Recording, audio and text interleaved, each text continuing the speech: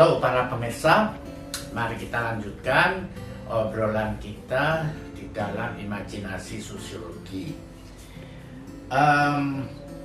Pada acara yang lalu kita bicara tentang hal yang berhubungan dengan wabah COVID ini ya.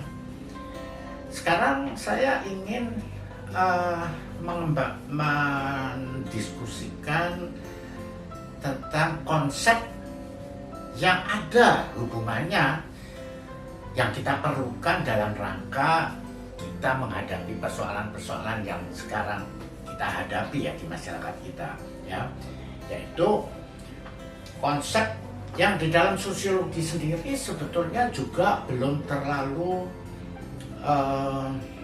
populer betul ya, walaupun di dalam masyarakat sering sudah dipakai, yaitu konsep sinergi ya, konsep sinergi. Sekarang ini kita sering mendengar pidato para pejabat atau siapa, mari kita bersinergi saudara, sinergi itu penting dan seterusnya. Tetapi sebetulnya secara sosiologis sinergi itu konsep yang cukup kompleks juga ya di dalamnya. Jadi kalau kita berbicara sinergi, kalau kita lihat secara sosiologis akan menarik ya, karena di situ ada berbagai macam hal yang harus kita perhatikan ya kalau kita bicara tentang sinergi.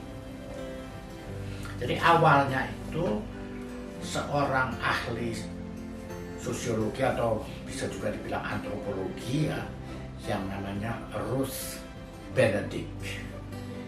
Dia mengatakan bahwa seperti halnya saya pernah sebut di awal-awal yang disebut good society atau masyarakat yang baik. Itu kalau menurut Ruth Benedict, good society itu dari penelitian dia di berbagai negara, berbagai daerah, dia melihat ada ciri yang paling penting di dalam yang disebut good society itu adalah dia sebut sinergi. Jadi suatu masyarakat yang baik itu berciri sinergi. Nah, ciri sinergi itu kalau menurut Ruth Benedict yang paling pokok itu yang disebutnya win-win solution atau solusi menang-menang. Loh, mengapa disebut begitu? Karena yang ada sampai saat ini solusi itu selalu menang kalah. Jadi kalau ada suatu persoalan, suatu masalah yang ada itu yang satu pasti menang, yang lain ya kalah. Jadi kita selesaikan dengan seperti itu. Nah, itu kalau istilah zaman dulu, mari kita selesaikan secara jantan. Nah, itu maksudnya begitu. Oke, siapa yang kalah, siapa yang menang, selalu begitu. Dan ini menjadi satu logika berpikir. Dan kalau kita ingat kata common sense ya, ini sudah menjadi common sense. Ya, kalau ada sesuatu persoalan, kita bertentangan, berbeda pendapat, ya sudah selesaikan, siapa yang menang, siapa yang kalah. Nah, jadi hukumnya adalah win-lose.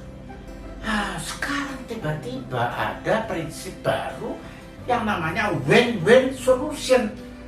Kadang-kadang orang tuh merasa sinis. Alah, enak diomongin aja win-win solution. Bagaimana kenyataannya? Selalu kan pasti ada yang menang dan pasti ada yang kalah dong. Masa menang semua terus mau jadi apa? Malah ada yang menyamakannya begini. Kalau kita main bola, terus hasilnya adalah win-win terus, ya nggak menarik dong main bola. Ya memang kalau dalam hal itu ya lain dong, itu kan permainan, pasti menarik karena harus ada yang menang, ada yang kalah dan sebagainya. Tetapi saudara sekalian, cobalah kita pikirkan ya, bahwa satu prinsip yang kelihatannya tidak masuk akal yaitu win-win tadi. Ternyata kalau kita coba kembangkan, kita pahami mengapa ada prinsip seperti itu, kita akan baru menyadari, oh iya ya, kalau bisa lebih baik ya. Ini maksudnya dalam kehidupan masyarakat, jangan dalam pertandingan sepak bola misalnya. Begini, sinerginya, ya. Sinerginya itu artinya dari kata apa? Sinergi itu dari kata synthesizing energy, ya, synthesizing energy, yaitu dikatakan juga synthesizing itu artinya sesuatu yang menyatukan dengan kreatif. Jadi sinergi itu artinya energi-energi yang ada disintesakan, dipertemukan, tetapi secara kreatif. Wah, menarik kan? Seperti apa? Nah, jadi sehingga gampangnya begini, kalau kita punya satu ditambah dengan satu, hasilnya dua. Nah, itu adalah matematik. Tapi kalau yang namanya sinergi, itu satu ditambah satu, hasilnya tidak dua, tetapi bisa lebih dari itu. Bisa 5, bisa 10, bahkan bisa 100 atau 1000. Waduh, berarti hebat dong. 1 ditambah 1 bisa 1000. Bisa. Nah, itulah yang namanya, nah ini bukan matematika ya. Ini karena ada itu tadi, creative synthesis. Ya, sintesa yang kreatif. Nah, jadi kalau kita lihat misalnya, tadi saya bilang hukum-hukum yang lama, yang win-lose, itu kan istilahnya yang disebut zero sum game, ya, nah, namanya zero sum game. Sebetulnya mohon maaf memakai bahasa Inggris karena kata zero sum game itu dalam bahasa Indonesia juga sulit juga tuh. Tapi itulah artinya zero sum game itu sebetulnya suatu, dalam kan ada zero sum game, ada ini permainan yang kalau yang satu dapat atau memenangkan, ya yang satu tidak dapat. Begitulah kira-kira itu yang namanya zero sum game. Yang satu dapat, yang satu menang, yang satu tidak dapat, begitu.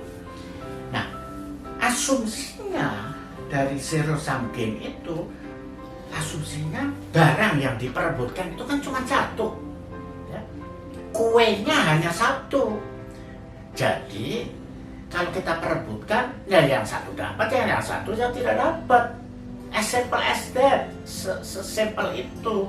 Nah, sekarang oke, ada yang mencoba memecahkannya, ya udahlah.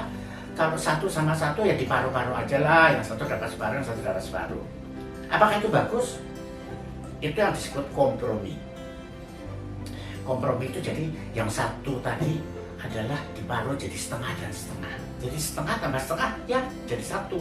Padahal kalau sinergi satu tetap, yang sana juga satu tetap ditambahkan menjadi 1000. Wah, berarti mestinya sinergi, gitu kan? Makanya kompromi itu sebetulnya ya bagus sih di dalam bahasa sehari-hari, tetapi juga kadang-kadang dibilang kurang bagus dalam artian tidak semua hal bisa dikompromikan. Tidak semua hal, karena begini, ada yang bilang kalau keinginan tuh bisalah dikompromikan, tapi kalau kebutuhan itu nggak bisa dikompromikan. Kita butuh sesuatu, jadi nggak boleh kita kompromikan. Kita akhirnya akan mendapat setengah dari kebutuhan kita. Nah, jadi misalnya juga begini, ini masalah saya kira yang relevan untuk Indonesia ya, bangsa Indonesia saat ini. Bangsa kita saat ini sekarang makin sangat terjebak di dalam pertengkaran antara kelompok dan kelompok yang masing-masing merasa dia berhak menguasai Indonesia, apapun alasannya. Indonesia itu harus menjadi milik kelompok kami, kan kami punya konsep ini, yang satu pun begitu. Wah, jadilah suatu konflik. Nah, yang logikanya selalu win-lose atau zero sum game. Jadi bagaimana nih Indonesia? Indonesia akan jatuh kemana nih? Jatuh ke A atau ke B? Wah, apa ya itu yang kita inginkan ya? Nah, kalau kita kompromi, ya udah ya kita selesaikan dengan kompromi. Indonesia kita pecah dua aja ya, yang satu bagian kamu, yang satu bagian kita. Apa mau kita semua? Nggak mau kan? Indonesia itu ya satu. Nah, jadi bagaimana dong kalau ada pertengkaran, yang satu ingin memiliki, yang lain yang mempertahankan dan seterusnya. Nah, maka datanglah konsep sinergi yang menawarkan begini. Sinergi itu harus berdasarkan kepada filsafat yang mengatakan komitmen hubungan yang berjangka panjang. Wah, apa itu? Jadi kalau kita punya satu masalah, marilah kita tarik, jangan sesaat. Pokoknya saya ingin menguasai Indonesia sekarang juga, gak peduli apapun yang terjadi. Pokoknya Indonesia harus milik kita sekarang ini. Jangan begitulah. Marilah kita berpikir Indonesia itu kan sesuatu yang harus kita pertahankan pada jangka yang sepanjang-panjangnya untuk kepentingan kita semua. Harus begitu. Nah, itu yang disebut long term relationship commitment, komitmen jangka panjang.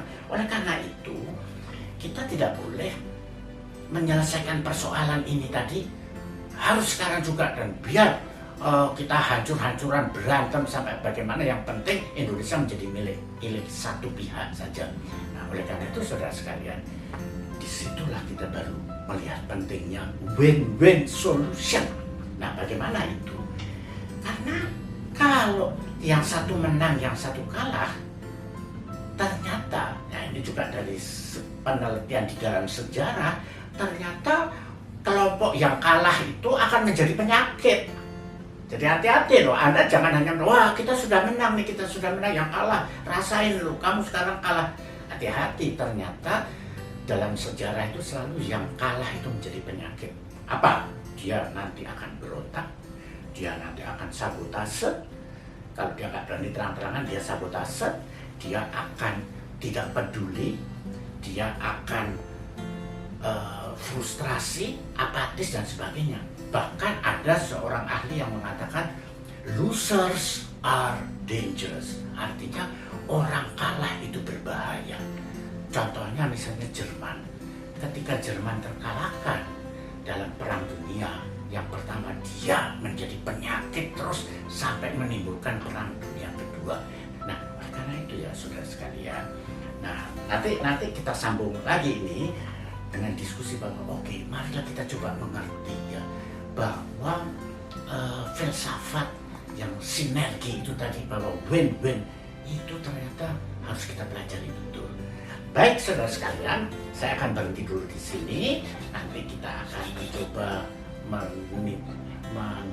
memikirkan lebih lanjut apa itu konsep sinergi demi kepentingan bangsa kita di masa depan. Terima kasih.